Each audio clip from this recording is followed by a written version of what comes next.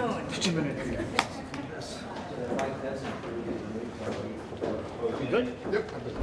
As soon as he starts to come out, I'm going to push this a little out. Is that okay with you? Yep. Because he's right up in our faces. I think we can back a little bit. Want Kim to do it? Yeah.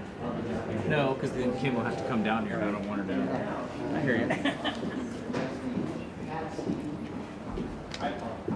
Just staff, guys.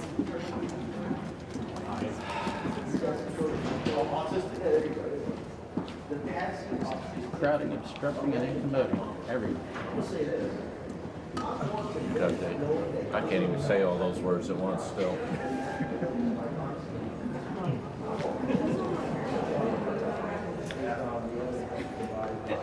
Hey, thank you so much. I just wanted to be able to talk to the show. Thanks.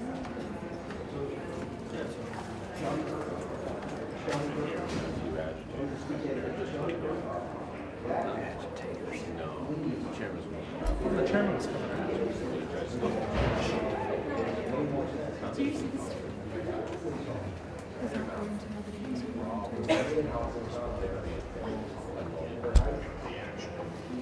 Can you bring the chair?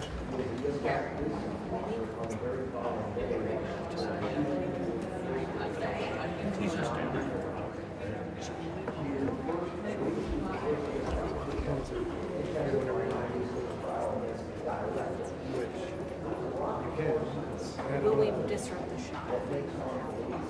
As he stops.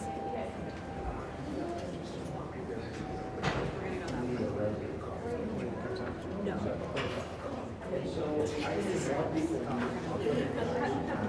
I think we have to move earlier.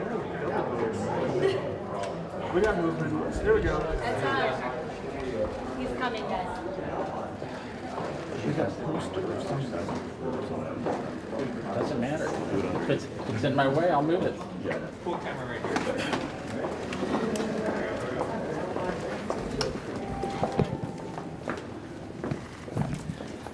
All right. Well, I think everyone knows by now Bill Clinton did not show up. And I think it's important to note that this subpoena was voted on in a bipartisan manner by this committee. This wasn't something that I just issued as chairman of the committee.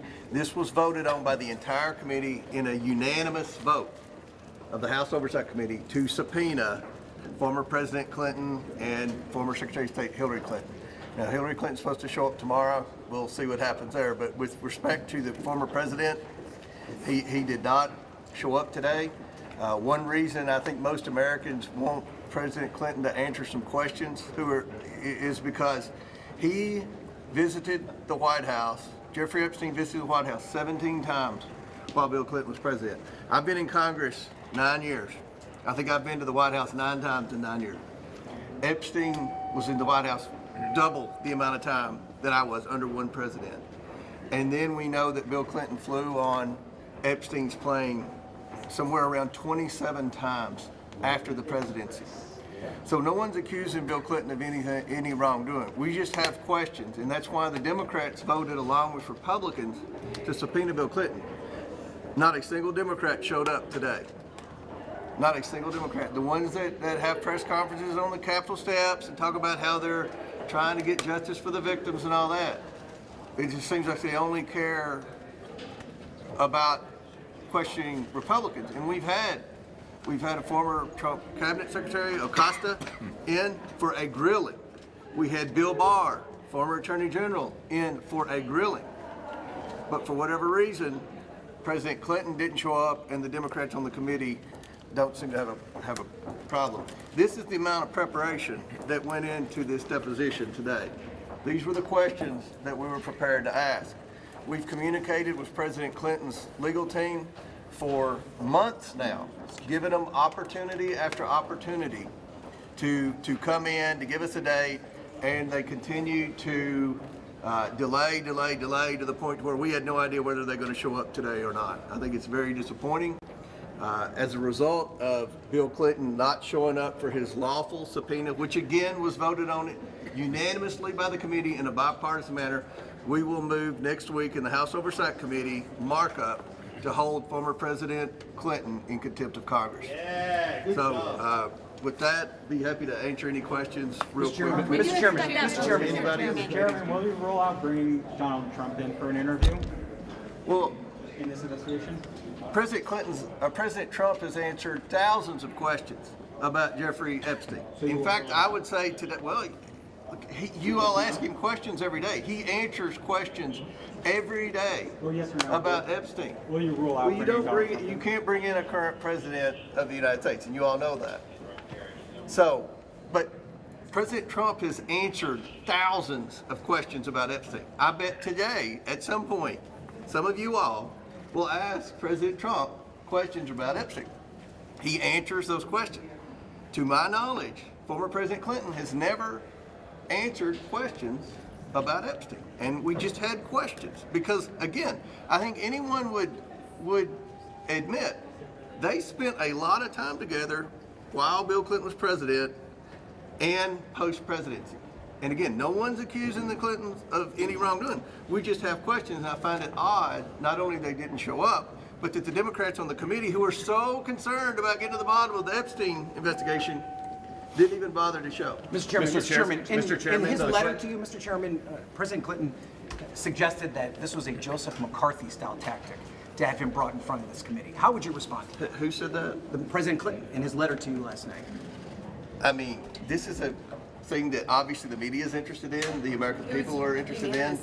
He's never answered any questions, and the Democrats on the committee voted with the Republicans for Bill Clinton to come in.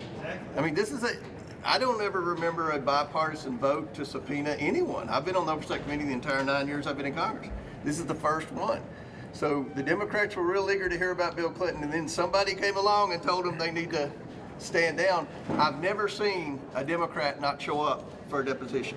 The whole time I've been in Congress on the Oversight Committee, I've never seen a time when the Democrats never showed up. Yeah, when Hunter Biden came, there were 10 or 12 of them in there. Sir, is there anything Mr. Chairman, we asked Hakeem Jeffries about this. Epstein Island right now? Bill, go ahead. We asked Hakeem Jeffries about this last night, and he called you a deeply unserious person, said he doesn't have faith in you to lead this investigation. How would you like to respond to him? Well, look, the feeling's mutual. I don't have any confidence in Hakeem Jeffries. I don't think Hakeem Jeffries ever mentioned my name the first 9 years I was in Congress. In the last 2 months, he's mentioned my name and made slurs at least 5 times. I think that Trump derangement syndrome is morphing into Comer derangement syndrome for Hakeem Jeffries. My advice to Hakeem Jeffries is, first of all, recognize the fact that the members in your conference voted to subpoena Bill Clinton. It was the Democrat members of the Congress that voted for that subpoena, number one. And number two, he clearly has a problem with me. Maybe he should go to one of those Somali therapy centers and get some type of therapy for his disdain for me.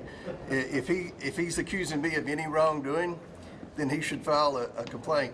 And this committee's not going to be like the January 6th committee where everybody goes and begs President Biden's staff for pardons after they issue a report. We're trying to get the truth to the American people, and we're doing everything we can. Mr. Chair, just to be clear, did you actually read the letter from the Clintons? I'm sorry? Did you read the letter Yeah. from the Clintons? And so... Which one? Well, There were the one that- multiple letters, With respect and we read to them all. their appearance today. And we read them all. There were multiple letters. We read them all. And I think the story here is the Democrats voted to subpoena Clinton. This was not a Republican stunt.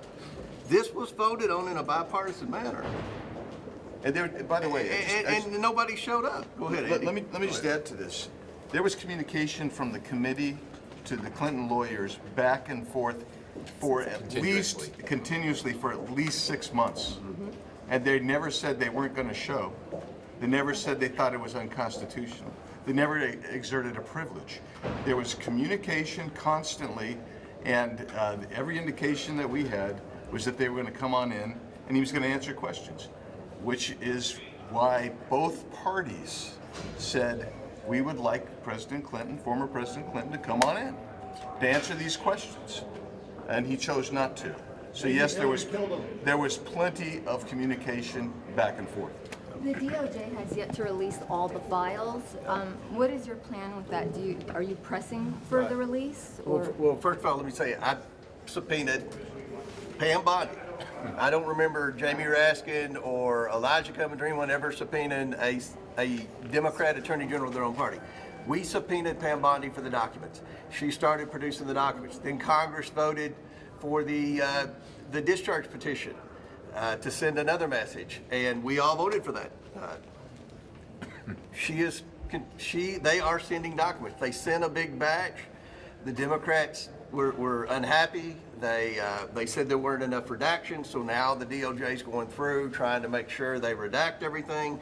So from my standpoint, the Department of Justice is cooperating. They are turning over documents. We would all like for them to turn documents over quicker. But at the end of the day, they are complying.